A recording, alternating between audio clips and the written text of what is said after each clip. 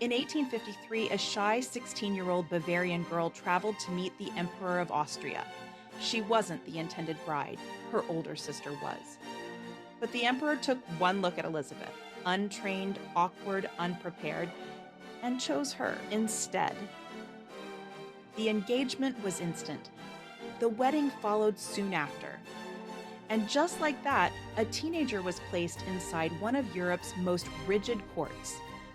What followed was not a romance.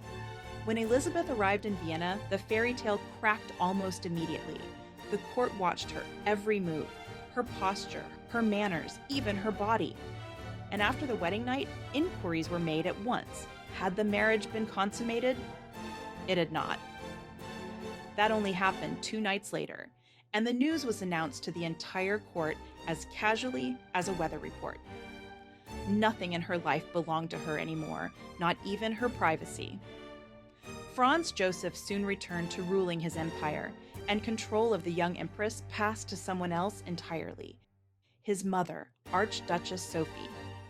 20 years later, Elizabeth would describe her as a truly malicious woman who scolded her like a schoolchild, spied on her, dominated her son, and even took her children away to raise them herself in the imperial nursery.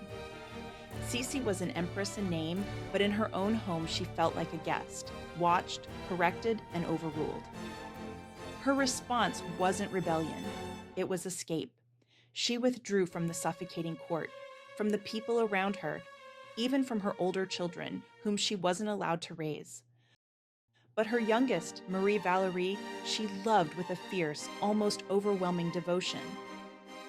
And whenever she could, Sisi fled Vienna, seeking air, movement, and distance. She explained this yearning in a poem where she called herself Titania, the fairy queen from Shakespeare's A Midsummer Night's Dream.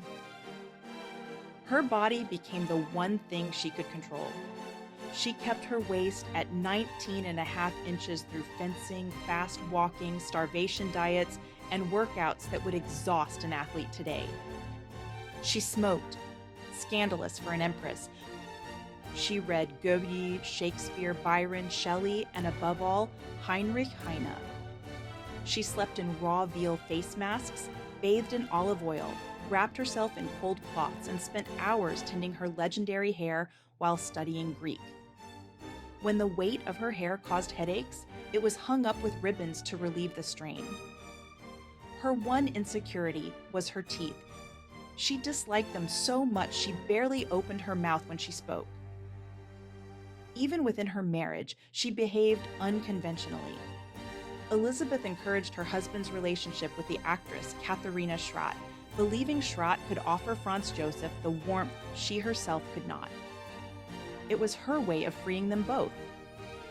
But she could not free herself from tragedy. She didn't see her son Rudolph's downward spiral, his affairs, his illness, his despair. After his suicide in 1889, her daughter Marie Valerie wrote, "Mama envies Rudolph his death and longs for it day and night." Yet Sisi lived another decade, wandering Europe like a restless spirit. "I want to travel the whole world," she said. "Ahasuerus shall be a homebody compared to me." And she did. Dover, Portugal, Tangier, Algiers, Florence, Pompeii, Capri, and finally Corfu. When the Austrian consul visited her there, he found her thin, exhausted, almost unrecognizable. She had even tattooed an anchor on her shoulder, a shock to the emperor.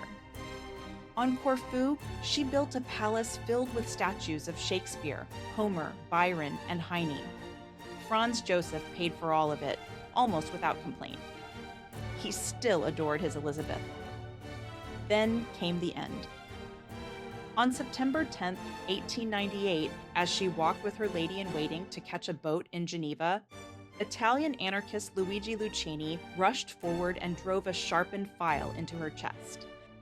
Elizabeth fell backward, stunned, her heavy hair softening the impact. For a moment, she didn't understand what had happened. She stood, thanked the passers-by who helped her, and continued toward the ship. "What did this man actually want?" she asked. She was already bleeding to death inside. As the ship pulled away from the dock, she collapsed. The captain ordered it to turn back. Elizabeth was carried through the lobby of the Beau Rivage Hotel and laid on the bed in her room 34. Doctors tried to revive her, but the wound was fatal. At 2:40 p.m., the restless empress who had spent her life fleeing the world slipped quietly out of it. Elizabeth of Austria, who preferred to imagine herself not as an empress, but as Titania, queen of the fairies, once wrote a letter to a future so, sealed until 1950. In it, she warned that happiness and freedom would not be found on our little star, not in her time nor in the future. She refused to be the woman her century demanded. And to this day, history still can't decide who she truly was.